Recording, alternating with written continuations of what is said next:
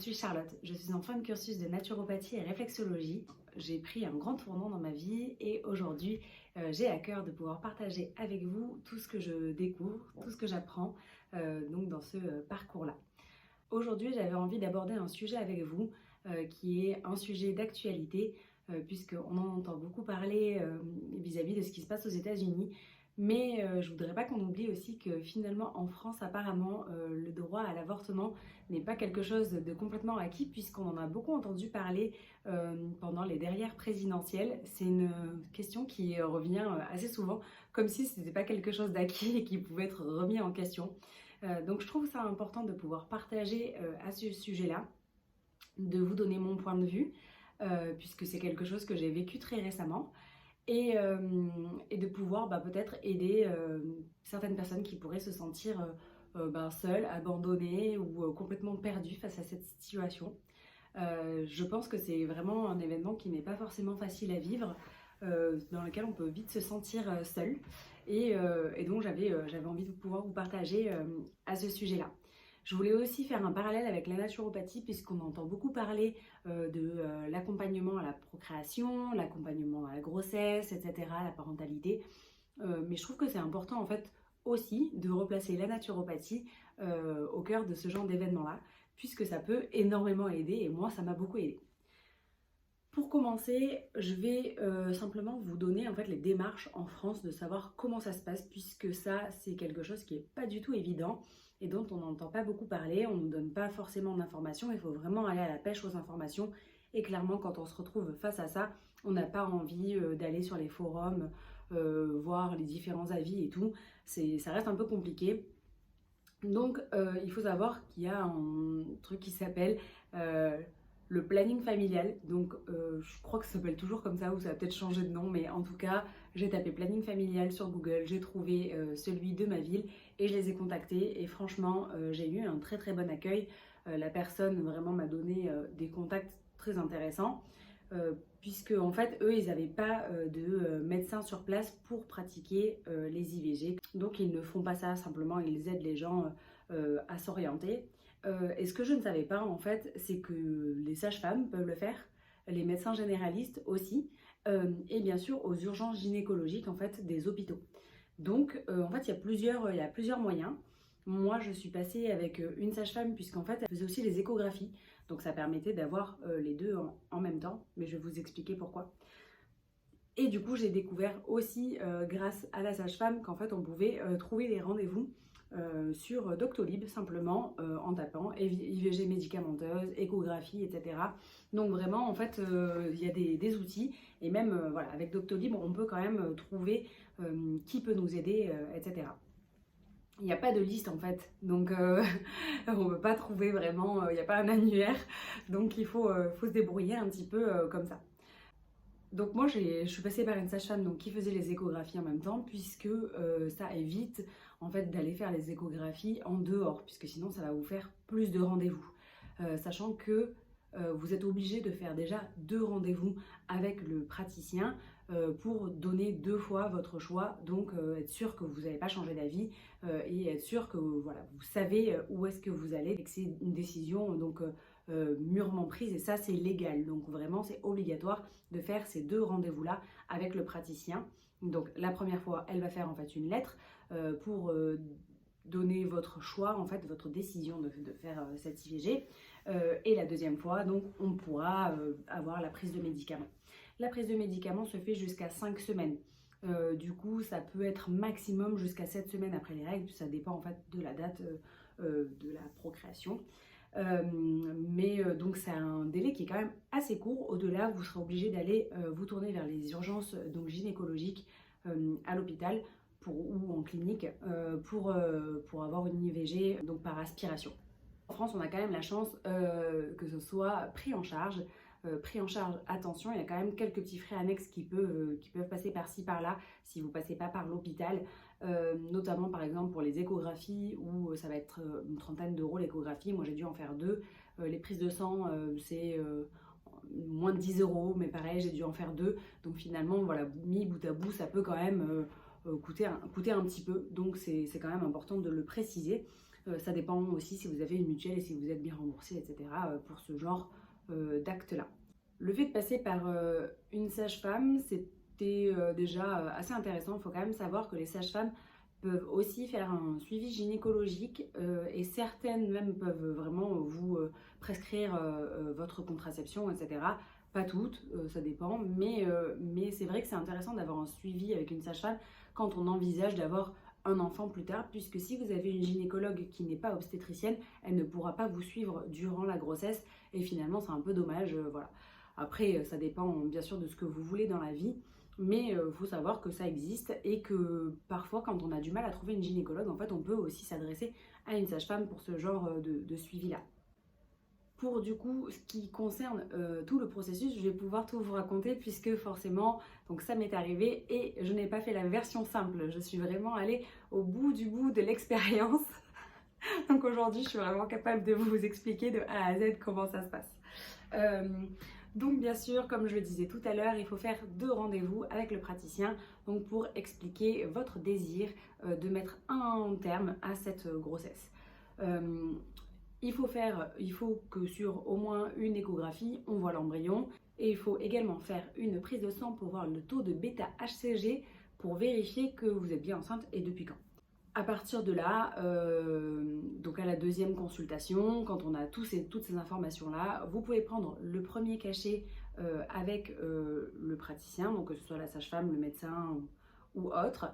Vous prenez un premier cachet directement en sa présence qui va mettre en fait un terme du coup à la grossesse. Là, ça arrête en fait le processus de développement. 2 jours après, vous devez prendre 2 autres cachets qui vont là déclencher en fait les contractions et l'expulsion de l'embryon. Donc ça peut faire des grosses contractions au niveau du ventre, des gros spasmes et des grosses pertes de sang aussi. Ça dépend des gens, il y en a qui perdent plus ou moins. Voilà, ça c'est dans le cas où tout se passe bien, tout est ok. 10 jours après, vous faites une prise de sang, on voit que le taux de bêta-HCG a baissé et du coup que tout est fini. Bon, moi, c'était pas ce cas-là, donc mon taux de bêta-HCG était toujours très haut, comme si en fait la grossesse continuait, donc j'ai eu un petit peu peur. J'ai rappelé la sage-femme, on a fait une échographie de contrôle et en fait elle m'a expliqué que j'avais une rétention, c'est-à-dire qu'en fait l'embryon était parti mais le contenant était resté et c'est ça qui déclenchait les hormones. Donc j'avais toujours la poitrine très douloureuse, des nausées et tout ça, tout ce que je voulais éviter et que j'avais bien pris, je m'étais bien prise en avance. Du coup, j'ai eu quand même tous ces désagréments-là. Mais bon, peu importe. Là, il a fallu que j'aille en fait aux urgences gynécologiques pour avoir en fait un suivi un petit peu plus approfondi et surtout en fait parce qu'elle n'est pas apte après à suivre et donc à prendre les décisions complémentaires de savoir s'il faut faire une aspiration, si on relance avec un nouveau médicament, etc. Le médicament est quand même assez lourd, donc voilà, ça dépend des cas, parfois c'est pas nécessaire, etc. Donc je suis allée aux urgences, on m'a donné à nouveau donc un cachet qui s'appelle Misowan pour que je puisse du coup expulser ce sac qui restait.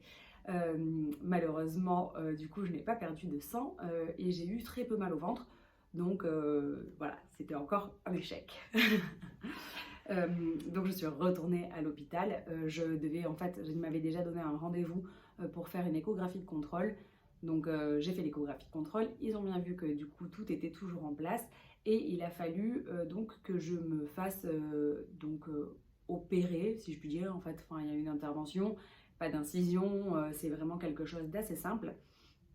Mais quand même, vous passez en fait au bloc, voilà.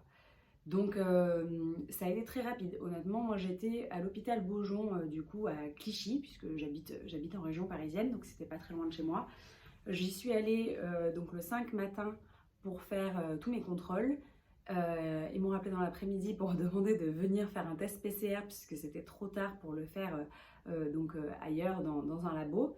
Je suis retournée donc faire le test PCR là-bas et je suis rentrée le lendemain à 7 h du matin pour l'intervention. Donc vraiment, ils sont hyper réactifs, ils traitent vraiment ça en urgence et ils font tout ce qu'ils peuvent pour que en fait, ça se passe le mieux possible. Donc c'est une intervention qui se passe en ambulatoire dans tous les cas. C'est-à-dire que si ça fait plus de 5 semaines et que vous passez directement par cette phase-là, vous allez donc passer en ambulatoire. Vous passez en fait la journée à l'hôpital et vous allez avoir une anesthésie. Donc on m'a proposé anesthésie locale ou générale. Locale, c'est en fait comme pour la péridurale, on vous fait dans le dos, donc au rachis, ça endort toutes les jambes. Et dans ce cas-là, vous êtes en fait éveillé sur le reste, vous êtes toujours conscient, donc vous regardez un petit peu le plafond pendant le temps de l'intervention. Deuxième cas, c'était donc d'avoir une anesthésie générale. J'ai demandé quelle était la différence. Moi, je voulais vraiment avoir le moins de médicaments possible dans le corps. Elle m'a expliqué qu'en fait, la dose était pareille, que selon les personnes, en fait, il y en a qui réagissent mieux à l'anesthésie générale puisqu'ils se réveillent tranquillement et tout va bien. D'autres qui vont avoir plus de mal puisque les jambes vont être endormies sur du coup l'anesthésie locale et elles vont avoir du mal à se réveiller. Donc après, pour marcher, ça peut être un petit peu difficile. Donc finalement, j'ai décidé de faire une anesthésie générale pour simplement me simplifier les choses et ne pas être là à regarder le plafond pendant qu'il y avait 6 personnes entre mes jambes. Donc voilà, j'ai apprécié de me réveiller tranquillement. Je n'ai pas eu de douleur, je n'ai pas eu de saignement supplémentaire. Ils m'ont confirmé que tout était ok, qu'ils avaient refait une échographie derrière, qu'il n'y avait plus rien. Donc je touche du bois, hein, mais a priori, cette histoire est finie. Donc voilà. Je voulais vraiment vous partager en fait mon expérience personnelle puisque du coup déjà j'ai vécu en fait toutes ces étapes-là et je voulais aussi vous expliquer à quel point ça peut être difficile. En fait moi je suis une personne, quand je prends une décision c'est fait dans ma tête, c'est voilà, il n'y a pas d'autre solution. Du coup je fonce, je suis taureau, apparemment ça aurait peut-être une explication, mais voilà, donc ça c'est vraiment mon caractère. Donc pour moi, une fois que la décision était prise, tout était ok et j'étais claire dans ma tête et donc ça allait. Mais je sais que c'est une décision qui peut être vraiment difficile pour certaines personnes. Parfois on se sent complètement perdu, on ne sait pas vraiment ce qu'on veut, on ne sait pas si c'est le bon choix ou pas. On peut ressentir aussi des pressions de son conjoint, de sa famille, etc. Et du coup dans ce cas-là, ça peut être très difficile. Il faut vraiment savoir que même si vous êtes entouré par votre conjoint, par vos amis, votre famille, au final, on se sent quand même très très seul dans ces étapes-là, notamment parce que là, avec tous les protocoles Covid et tout ça, vous êtes sans arrêt seul pendant tous les examens. Donc parfois, mon copain, il m'accompagnait ou alors il venait me chercher ou des trucs comme ça. Mais finalement, je me sentais quand même vraiment seule dans tous les examens. Pour la prise de décision, j'avais l'impression que tout reposait sur mes épaules. En plus de ça, je sentais du coup les effets sur mon corps. Et même s'il était compréhensif et même s'il essayait d'être très présent, il ne pouvait pas vraiment se mettre à ma place parce que c'est désagréable en fait de ressentir tous ces effets alors qu'on sait qu'on ne va pas avoir d'enfant derrière, quoi. C'est pas pour la bonne cause en fait. Donc voilà, tout ça c'est un peu difficile. En plus, comme j'ai décidé de passer par donc une sage-femme, il faut être prêt à être confronté à la naissance, puisqu'en fait une sage-femme met des enfants au monde, donc vous risquez de croiser des bébés dans la salle d'attente ou de voir des photos de bébés partout sur les murs. Et du coup, il faut avoir le cœur un peu accroché quand même, parce que là, on culpabilise vraiment. Et pourtant, vraiment, je suis tombée sur une sage-femme qui était géniale et qui m'a très bien expliqué les choses, qui m'a très bien accompagnée, qui n'a absolument jamais remis mon choix en cause, qui ne m'a pas demandé d'explication, etc. Donc vraiment une femme qui était très professionnelle, mais quand même pas évident d'être dans un cabinet où il y a des photos de bébés partout. Aux urgences gynécologiques, c'est un petit peu la même chose puisque souvent c'est des femmes enceintes qui viennent faire des contrôles, qui sont dans la salle d'attente, etc. Donc quand vous êtes là à exposer votre cas, on se sent pas hyper fier.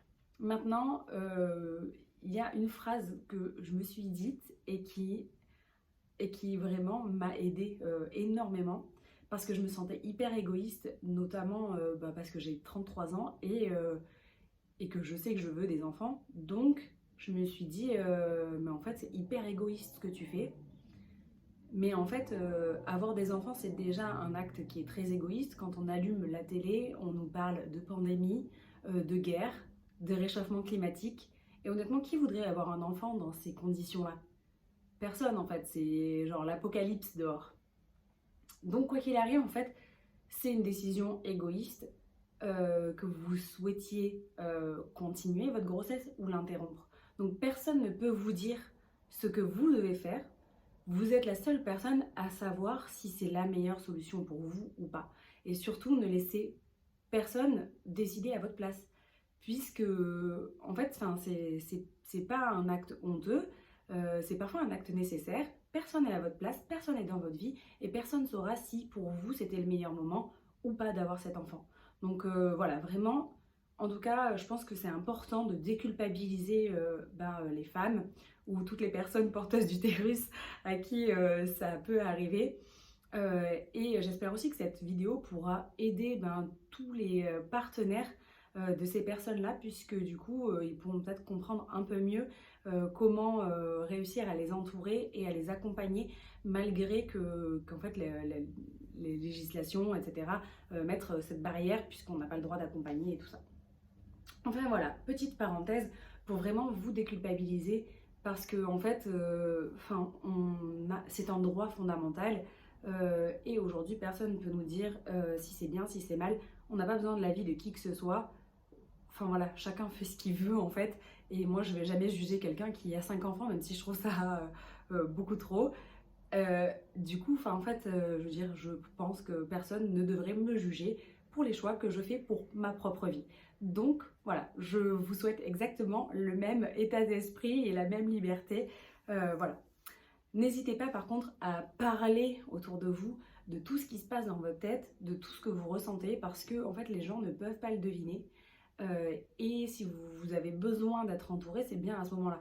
Donc vraiment, il faut en parler pour que les gens puissent être au courant, parce que parfois, on va reprocher aux personnes de ne pas être présentes pour nous, alors qu'en fait, on n'a pas demandé d'aide. Et ça, c'est typiquement moi, donc c'est pour ça que ça me fait sourire. Mais, mais voilà, surtout, n'hésitez pas à en parler autour de vous, à parler à vos amis, à votre famille. Et encore une fois, il n'y a pas de honte à ça. Et si quelqu'un ne comprend pas, tournez-vous vers une autre personne, puisqu'il y aura toujours des personnes pour vous soutenir. D'autre part, c'est toujours à ce moment-là en fait qu'il y a des langues qui se délient et qu'on apprend qu'il y a des amis qui ont déjà eu deux IVG, d'autres qui vont nous dire mais franchement moi je n'ai jamais regretté, ça s'est très bien passé et c'est le meilleur choix que j'ai pu faire de ma vie et c'était le bon choix à ce moment-là et voilà. Donc vraiment n'hésitez pas à en parler autour de vous, parce que vous allez pouvoir voir que vous n'êtes pas seul finalement là-dedans et que ça est arrivé à beaucoup d'autres femmes. Donc voilà, n'hésitez pas à en parler. Il y a un petit exercice aussi que j'ai pu faire, parce que du coup, moi, comme le processus a été très long, c'est un peu comme un deuil quand même si c'est une décision qu'on prend, c'est quelque chose qu'il faut accepter en fait. Il faut accepter d'avoir fait ce choix-là, et je pense qu'il faut vraiment le faire en conscience en fait, puisque on n'est pas, je ne souhaite à personne d'avorter tous les mois, hein. Enfin voilà, je veux dire, c'est quand même déjà une épreuve. Et je ne fais pas l'apologie de l'avortement, bien sûr, protégez-vous et soyez responsable de ce point de vue-là.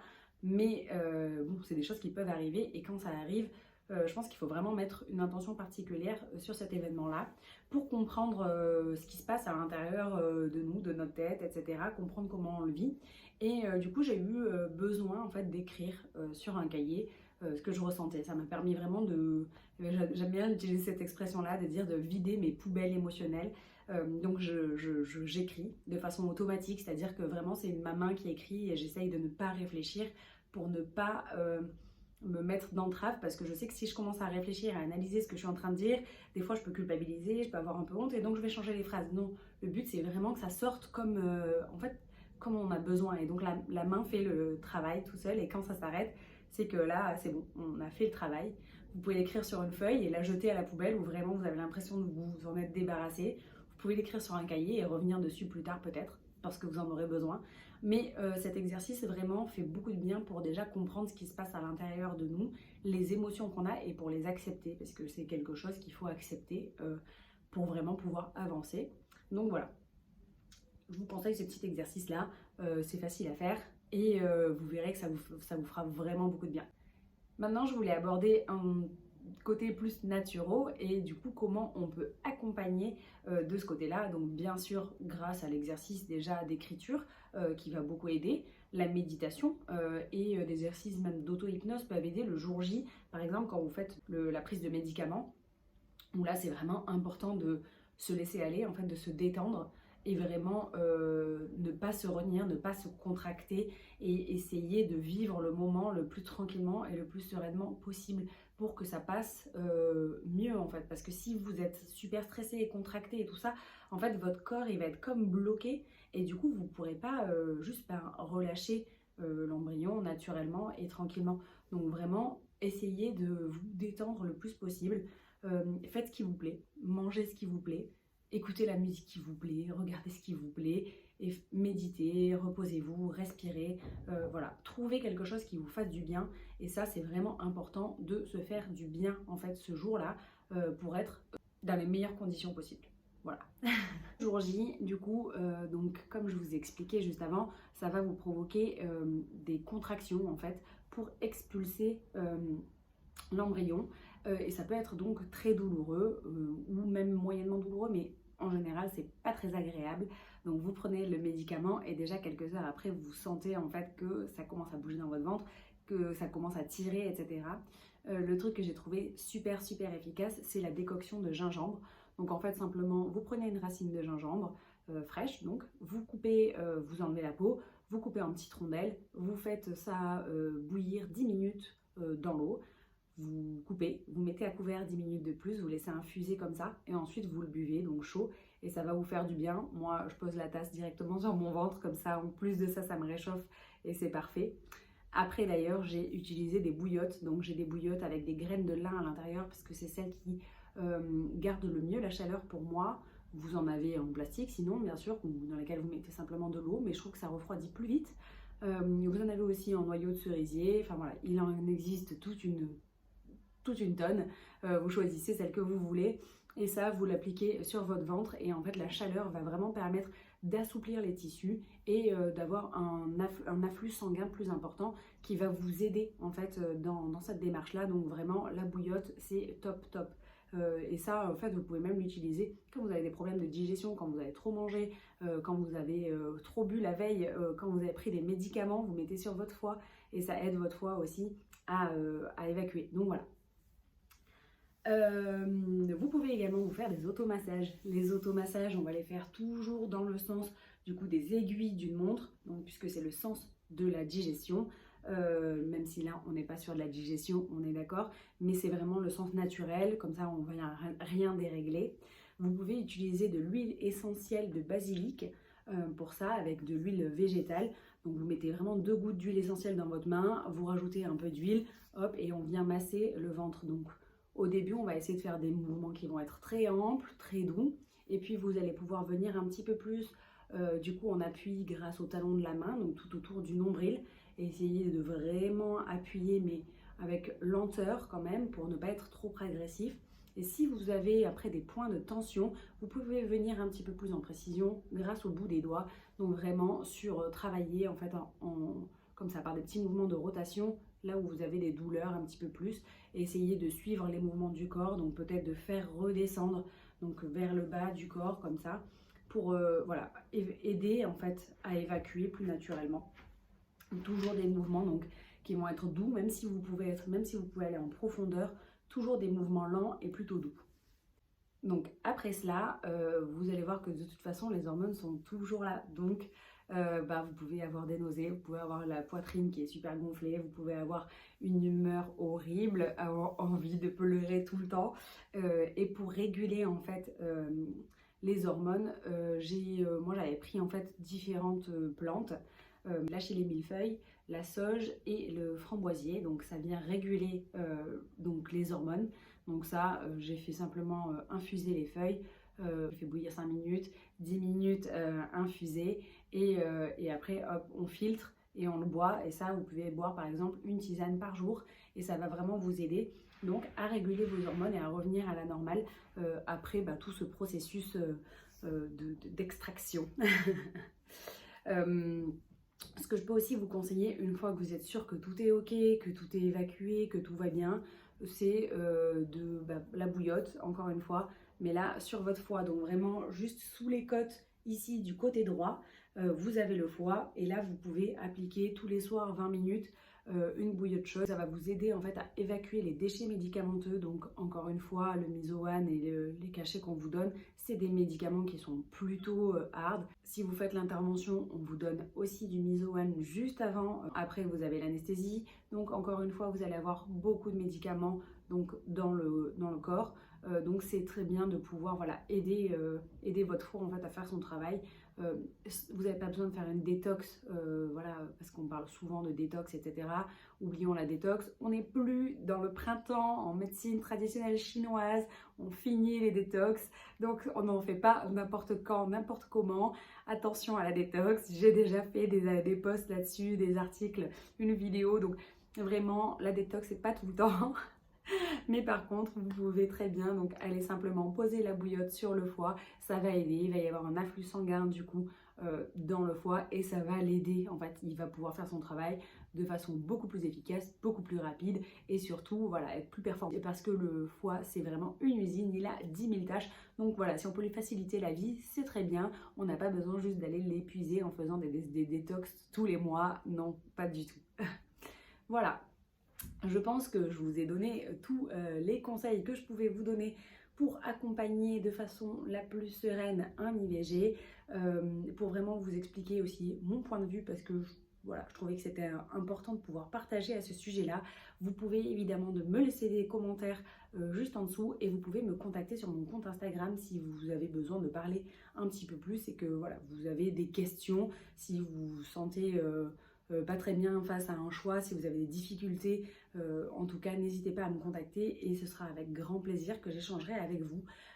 Je sais que c'est un sujet qui est très controversé et que probablement il y a beaucoup de personnes qui ne seront pas d'accord avec moi et qui vont peut-être critiquer sans vraiment essayer de comprendre ce qu'il a pu se passer dans ma tête ou dans votre tête, à vous qui aujourd'hui avez pris cette même décision. Mais perso, je m'en fous parce qu'en fait, le but, c'est juste de pouvoir aider les personnes qui se sentent perdues, qui se sentent seules, qui se sentent mal face à cette décision-là. Donc vraiment, j'espère que ça pourra vous aider. Et n'hésitez pas, si vous avez besoin d'un petit coup de pouce supplémentaire, je vous laisse vous mettre un petit like juste là et un petit commentaire si ça vous a aidé. Et à très vite.